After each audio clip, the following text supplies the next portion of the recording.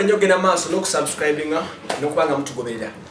Amanya gange nze Waswa Emmanuel nsinzira ku mukutu gwa Trust Media Uganda n'omukutu gwa Waswa YouTube channel.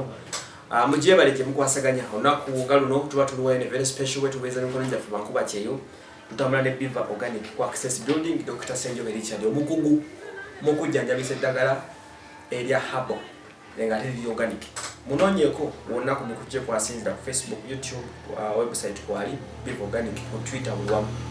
Ne kwa Access Building main offices. Olio just the president. Ndulungi. Okay. Bagamba cha balabi baffe ku Abalabi YouTube channel ne ku Trust Media Uganda. Bali bulungi nnyo basubscribe. Bali mumeka kati. Tulingidde gumu kitundu. Olabo mwaka gumu bwe tukoze bikulu. Mwaka tegunnawera. Ate tegunnawera tuli myezi. Myezi ena. So mwebale kubeerako mukubirize ne bannammwe nti channel zino mbeerako nnyo. Okay. Okulaba nti tuba wabula mu bintu bingi n'okulaba nti ate mutegerera ddala information actually information yaffe eno ekyusiza mindset y'abaana Bankuba Kyeyo. Ebintu byonna bye tujja tuwogerako ekirungi bamala ne babiraba.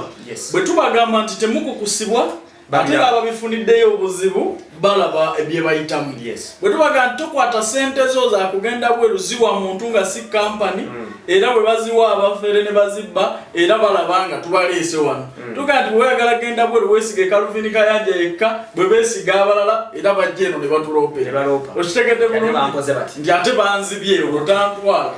Ensonga ebasinza okutrendinga this whole week ebadde ensonga y'omuvubuka Damba. Damba tugenda mu kwesanga case study RIP sikibunya nnyo okubeera nga tumwogera ku mugenzi but kyakulabirako kinene kubijja byokola bibaawo. Ekisooka kya byonna okufa kwa Damba Fred wakuwulirako bulungi nnyo. Yes, mbadde ngoberera programu ezo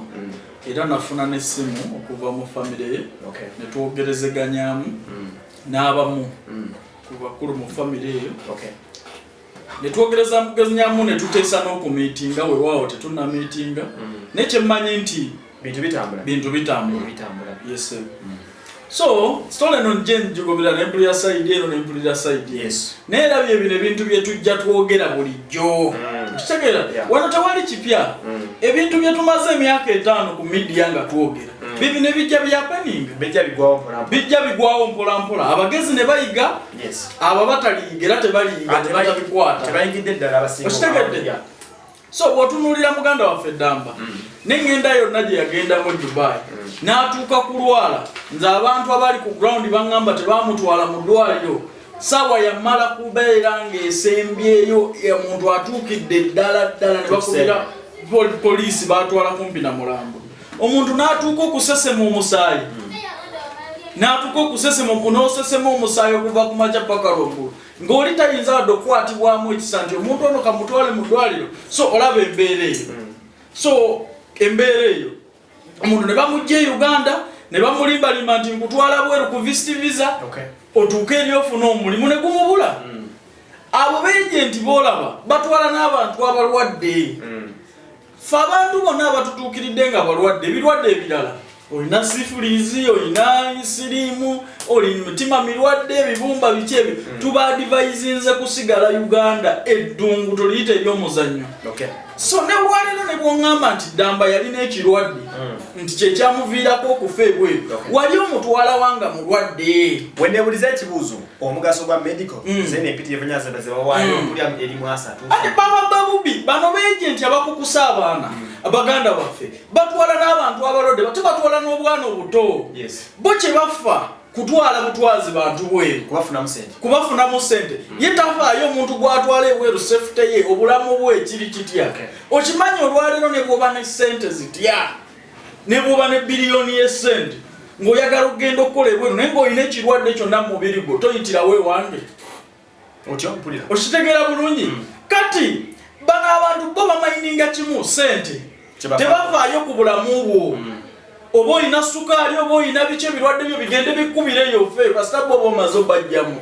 Okitegeera. So baganda baffe balisikinga okuyitira mu bantu bano abakyamu. Abantu bano tuzize tubakolako stories nyingi nga n'ebigendererwa byabwe si kuwa abantu bano mirimu. Kekali kutanda n'ogendere Dubai ku visit visa oba ogenze kukyala. Okimanyi nti beejenti bano bakola enkwe n'abawalabu oli yeetaaga kibumba mu ddwaliro gwe n'ogendera ku visit visa olw'okuba engenda gy'ogenze tesobola kutracingibwa n'otuuka eyo ne bakuwamba ne bakugyamu ensigo nkitegeera bulungi n'otuuka eyo n'olwalamuka ne bakutwala mu ddwaliro ne bakubaaga ne bajjamu organ gye baagala naye ng'agenti yakutundamu organ gwe tomanyi okitegeera so abantu bonna abayikozesa abantu bano nawulidde omukyala ng'avevenga abo beegenti b'e Dubai ate ekirala omukyala oyo tujja kumukwata ne bwanadda wano bbanga ki tujja kumukwata ekisooka bakola emisango egy'okukusa abantu gw'omusango gwa Naggomola bw'oba tolina kampani yonna Uganda nga famire wagirabye bali wakati balina wakudda teriyo mateeka we gagambira nti twala omuntu nga tolina kampani okitegeera bulungi tegalina bangi bagenze ne bangi bagenze naye ebizibu bwe bamala okubifuna wootegeerera nti okuyita mu makubo amatuufu kyamagezi kuba yes Damba ayinza okuba kale tugambe yafa natural death naye wadde yafa natural death famire erina sente zijjayo mulambo gavumenti ya Uganda bwe kugamba nti yita mu kampani Calvin Kayanja nagayita mu kampani ogende ewe Katonda ne bwakuyitira yonna gyakuyitidde nga wayita mu makubo matuufu kikakata ku kampani okuza mayiti wano ekiwonyawonya omulambo gwa Damba obutadda wano n'okusa miliyoni 2 kati costs ate waliwo n'abaagala okulya beegenti bano bazibu nnyo tebalina gwe basaasira wadde n'olya ku mulamu olidde eza visit visa omulimbi ez'omulimu ezo oziridde kati afudde n'okufa n'omulambo oyagala kulyako kuba emirambo tugizizza okuva mu mawanga ag'enjawulo teri gwali gutukostinze miliyoni 2 nga maama guzitowa gutya kubanga ekisinga okostinga ku mulambo gwonna okuva ebweru okuyingira wano ze kilo okitegeera buno bwe airport clearance buli mitwalo 3 ambulance na clearinga biki omulambo gwa Damba musajja watu yafa mutayinza okuba taweza na kilo 6 okitegeera bulungi kati maama zo sente ezo zonna kyenanditegedde miliyoni ne bwe zandibadde 9 oba 10 oba 12 ekinene nnyo naye ne ku mulambo mwagala era ddala mukolereko amagoba olaba obubi bw'abantu abakukusa abantu Dubai waliwo embeera eyaliwo eyokuba nti bafamire bagisaakaka kwakulizo nti gavumenti yezaagala ekimu ekyokubiri omulambo bagwadera ku 12 era by 12 teriyo mu mulambo gwe bawa naku 12 mirambo emeka gibadde mu mawanga g'Abawarabu ne gumalayo n'emyezi mu moja kuba gwa Damba bagwa ebbanga ttono ani yagugiwa naye ate waliwo omulambo ogumaze ebbanga eddene gwemanyi yes mirambo emeka wano mirambo emeka gimazeeyo Maimuna wano yamala myezi emeka eyo okumuza wano okitegeera so bano abantu balaba bo bateekawo pressure baagala bakuteekeko pressure otunde buli kimu kyonna bafune kozi bino bebagamba nti miliyoni 2 za mulambo guluwo gwali guddidde wano miliyoni 2 bino bintu tetuli bapya mu byo batugambye nti gavumenti ya Dubai yagala sente ngeyagala zaki bwana abantu beetaaga kukwata babeere mabega wa mitayimbwa basaavinge ku bibonerezo bino kyekikuliisa ku muntu sente okimanye mulwadde agende ebweru afiireyo kale bwe muba muga nti yali mulwadde kyekibatwaza omuntu omulwadde ebweru okitegeera olabye obuzibu obutayita mu mateeka oli ayagala kulya buli gwe oba ogenze na biwundu oba ogenze tosobola kukola nekyakututtemu kyenyini nga tokisobola kwe kulisikinga abantu kwe bakola ogendedde ku visit visa kutomera butomeze ekyo kyonna kyogenda okusanga bangi banyibanyize mu bwamalaaya tebasobola kwogera naye nga gye bali ngo bamutwalira ku visit visa n'agunoonya omulimu ne gumubula n'atuuka ne bamuforcinga mu bwamalaaya nga talina yaddukira talina bwogerero mu covid nali musaale nnyo nakwatagana ne mukwano gwange nampa emirimu e Dubai tuyamba abaana bali stranded akaseera ako nga bali mayumba naye nga babakukusa beegenti babakakagenda mu bwamalaaya omanye abaana betwakonectinga ne tubawa emirimu e Dubai naye okuba nti mulimu ekifaananyi ky'abanyinaffe okuba nti baali babatadde mu bwamalaaya byebintu bye tutasobola kujja kwogera nti gundi ne gundi twamujja mu bwamalaaya ne tumuteeka wano naye nga abantu bano jendazi zaabwe n'ebigendererwa bye balina mu mmwe temubimanyi oli akuweereza tivisivisa kola booti kati waayo zino kola ne famire ye mututte temumanyi ntunuulira famire ya Damba bye mbagamba nti ogenda ebweru naye famire yoso gy'oba osooka okusaasira bona abofuniddeyo obuzibu egenda kutandikirawo kati famire ya Ddamba eyinza okumbulya gyeyinza okujjaga agakazi agali eyo Dubai agali mu kweyerusizeeyo gali ku mulambo gakuba gudiikude ne muntu we miliyoni 2 balina gye bayinza okugajja balina ono gwe bagamba nti tumanyi yatwala omwana waffe olabye obulabo obukirimu gasinzidde eri mu kusinika binnyo mu mutuweereze miliyoni 2 gaagala ne ku mulambo gakolereko amagoba bwe bubi obuli mu bantu abakukusa abantu obwo bwe bubi buli mu muntu akuweereza kivisa nagamba jangwe Dubai onoonye omulimu bankunoonyeza omulimu disivisa kitegeeza kukyala abo abantu balina capacity solvinga bizibu byammwe kona afiirayo nga baagala ssente famire yo gyolabe ennaku bagenda kugitulugunya ne mu maziga maama we akaaba lwaggwe kufa ate era akaabe n'okutunda poloti n'okutunda ebyo bye waleka akuzza mulambo siraba lwaki temukozesa kampani sente zino zogamba nti oteekamu ku visa Ddamba omanyi sente ze yateekamu lwaki teyaziteeka mu kampani ne bwe yandibadde afiiriddeyo mirambo tebagizawo nabo makampani okitegedde okufa tukkiriza omuntu afa naye bano beejenti boolaba olutalo lwennina nabo bakola bintu bingi ebiviirako baganda baffe okufa omuntu atatraininga byuma omutwalo otya mu jimu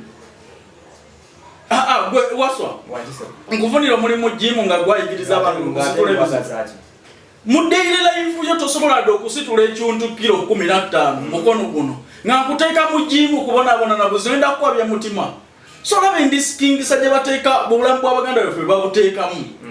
just yayagala kulya kyalidda adduke olwokuba tewali wakumujja Uganda famire enerumiriza baweerezanga Ddamba sente zimubeezawo naye ng'ali Bulaaya ati kyekyo kyenkugamba yagenda talina mulimu bangi bazigendeddeko visa ezo ne bamaliriza nga bakomyewo wano abamu balina mu overstay n'omulimu tebagumufuniranga okitegeera bali mu overstay gye bali bandaba nkugambye mu lockdown yasooka twakwatagana ne companies eyo mikwano gyaffe okwemployinga abantu bano bakituwanga charity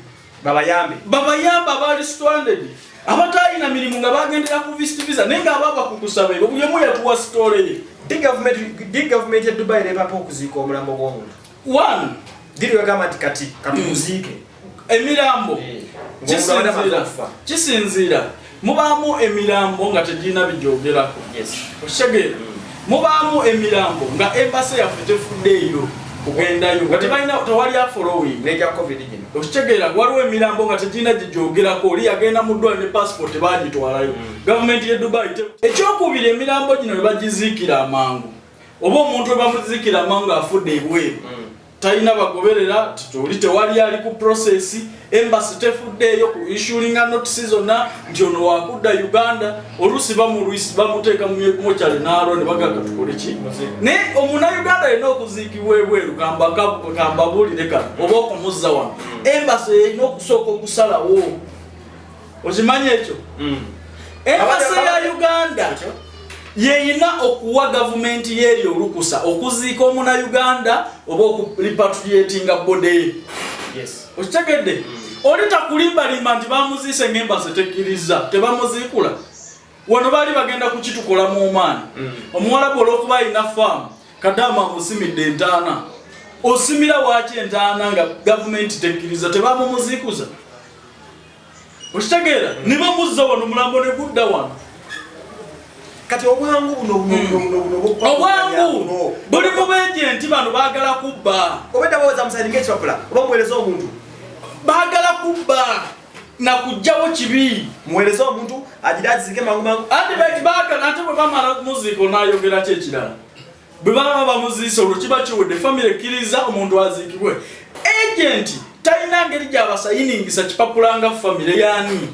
famire yonna okukkiriza omuntu okuziikibwa ebweru oba okudda wano egenda ku foreign affairs newandiika ebbaluwa nti ffe ne gundi tukkiriza omuntu waffe aziikibwe mu UAE twaliko ne famire emu omwana bamuteekako ebya covid omanyi mu UAE awo omuntu yafa birala nnyo ne bamuteekako covid boosi we n'alemesa omulambo okudda wano omukyala yajja nawano mu ofiisi yange nga basonze miliyoni 14 nakabira wana amaziga nga bwe tutudde ndi kayanja njagala mwana wange sente zizino nyambo omuntu akomeo ne mugamu ne bamutaddeko covid talina ngeri gyagenda kudda wano naye kyenkusaba ogume Kitegedde yakukusibwa abamutwala tetusobola battressinga naye guma signing ebipapula bino nga foreign affairs bwe yatugambye oteeke buli kimu kyoyagala omuntu waziikibwemu nakkiriza omuntu wa musiraamu aziikibwenga bwati waziikibwa walambebwenga abaana be balikula baligenda e Dubai oba ne bamuli patriating akomewa okitegeera bulungi oba bya covid bwe nabiwedde ng'emirambo gya covid gitandise okukkirizibwa okudda addizibwenga so family yawandiika nekkiriza bwetyo netwala ku foreign affairs ne bastampinga ne baweereza embase era bwe bamuziika tuba tujja babuuza nti ekipapula embase kye yabawadde nga kiva mu gavumenti ya wano kiruwa bino ebintu by'amateeka tomala gazannyira ku muntu okitegeera birina amateeka ne protocols bino byebaagala okuyitamu ebyolukujjukujju mu nnaku 3 abantu mubatunze n'obuleego olw'okuba mwagala ssente tebijja kukola okitegeera bino tubawakinga kuba twagala nnyo kubeetooloola abantu abo families zaabwe nabo tuzikwateko wano kati families zino wano nga olaba family y'Abaddamba babadde bali kusatira owakiwulira naye no information media platform gye tubawadde etadde ku family ekeeza kukyusa ebintu nebiza mu position family zino zikolenga zitya family one kuba kati olaba family abantu bano beagent bateeka families ku bonkendi family singa agent atabukanga oba ne bali batabukidde bwe bamanyira tewaliwo na kutabuka bamanyira bumanyizi naye omanyira nganze kubanze Dubai nsobola okujjayo n'enkono nayo mbajoga family ennaku ojoga nze e Dubai nkono nayo okitegedde bulungi ojoga nganze ebyo nti omuntu waziikibwa nnaku 3 ombuulire bamateeka agatwala omuntu ebweru si gwalina okumuza ng'afudde tewali na family kijibonyabonya katulwane tukwatagane na buli omu tukwata abasirwa batwalayo Ddamba ebweru olaba tebazze mulambo wano tubatunze n'obuleega banaakwatibwa ati problem eri wano ndi abantu bano singa tuba tusobola okutresinga ku kikolo kuba Uganda wano waliwo omuntu wadde hidinga naye waali eyakola ku pepa waka yenna waali yalanga sente wali nyalibogera wadde ng'ali ku dduka waali nyalibogera kubanga oli kubogerako omukyalo omu yali siivinga then waliwo eyaliwa ne kampani ati kugambye bantu bano balina layini wano ey'obufere bokasa balabanga giwunya omuntu atandise okubonaabona nga badduka bosi kampani tebane location ebane ki ojja gisangawo okitegeera so abantu bano singa tukwatako kuba mama Ddamba agamba nti Ddamba yamugamba yagamba omukyala yakolanga agent wano tikankweze ku maama wange omulabeko ng'omukyala tomunsindi olabye tebakkiriza muntu yenna kubalaba oyinza n'okulaba n'ebyebifaananyi bye mutambuza ku social media nga si bye byabo bo nga bali very smart gye bali ku muwogo waabwe balya okitegeera abo abantu bali very smart nze ebbanga lye mbamazemu nga mbayigganya nga mbakwata mbamanyi bulungi so olwaleero n'ebifaananyi bye muteeka ku social media biyinza okuba nga si byakyo banze siduma omuntu atugenda ku point egamba tegenda kubasuwinga nga family ya Ddamba ng'ani asuwingani agent yabagamba nja kubasuwinga mulimu ku blackmailing nanga nsuwinge agent yatuwera lisinze mukkiriza okutwala abantu ebweru kuba olwedde biri mu mateeka wano mu Uganda tewaliwo kye bayita agent zimu teryakiwa certificate ekyo kimenya mateeka mu human trafficking oba okukusiza muntu n'ebigendererwa bye tutamanyi ebyokubattira ebweru olina ekyasaba omuwalabu omusaayi ojja kwesanga ng'abo beagenti bakimanyi bulungi omuwalabu alina bye yali ayagala okusaddaakira omuntu ne babawa ssente ne batwala Ddamba ng'ali innocent ate omuvubuka yandifudde ki mubuko okufanga asasema musaayi ne batatugamba nti omuvubuka bamututteko ne mu ddwaliro bakanyaza tiketi muweerezeza tiketi bayinza okutulaga nti tiketi eyo gyeri mu system atugamba nti yakolanga mu seminti e Kampala mu seminti e Kampala bonna bakola mu seminti baafa ffe nga tetufanga so bano bafere tebabalimbalimba nti basobola obbasuwinga mutulage abantu abo singa wabaawo omuntu awuba empale n'azitwala mu family munkubire simu nti wuuno ndinze ndiroya kweno kesi nono omuntu mbunzize kuba wakiwandiko nti muyina engeri gye mwononamu erinnya lya Kirayanti wano mutukubire simu tumutwale nga kaguddeyo bakolagana n'abafere era family banotinge twagala lawyer kyo yakolagana human trafficker abantu abatwala abantu baffe bweru ne bafiirayo abantu abakukusa abantu ne babba family n'okutuuka okuzitunza buli kimu n'obusepiki obufumba emmere n'omulambo we bandibadde banakuwala kyokka tuweewunya nnyo nti muli bakyala bantu mmwe tuli bakyala muli bakyala temusobola kulumirirwa mukazi ali wali akaaba ne gomasi gyolaba nga gyali mwenkadde gwe n'otunula n'ogamba nti oyo kuobalira ofune sente olebe bannayuganda nti babi gwe n'otasaasiramu na bwana bwa mukazi na mukazi damba gwe yalekedde bwana buyitirivu ne famire nga bwe wagirabye nga mulimu n'abatambadde engatto gwe n'ogamba nti beesonde $2,000,000 gwe ne guza omulambezi guze entuufu oyongeddeko n'ezizo kwogenda okulya ekyemisana n'ekyenkyosanyuke ne famire yo oba se chomueleze tiketi e Kampala muntu agenda aziike ngoba muwereze tiketi e Kampala omuntu agenda aziike muli ku bintu by'omuntu mwana musajja yalina n'abaana gwe bakuziika eyo famire yejjeyo njagala nnyo omuntu ng'ekintu bwe kiba kikolebwa akikole ewalala nga naye bwe kimukolwa akawulire bulungi aseke nga bw'aseka olwaleero okitegeera famire gigambe tewabagikangakanga abo babakkirize bajje batukubira akasimu tubakwate batuwooli kuba ne bwogamba nti oli lawyer ne bwebera lo farm teriyo lo farm etasobola ku producinga client waabwe bwe tuba tumwagala gye tuzingako kuba eba yabaffe so tebabakangakanga oyo Calvin Kanya bwati basingidde ensonga ng'agezaako kubanga tulambulela okutangaza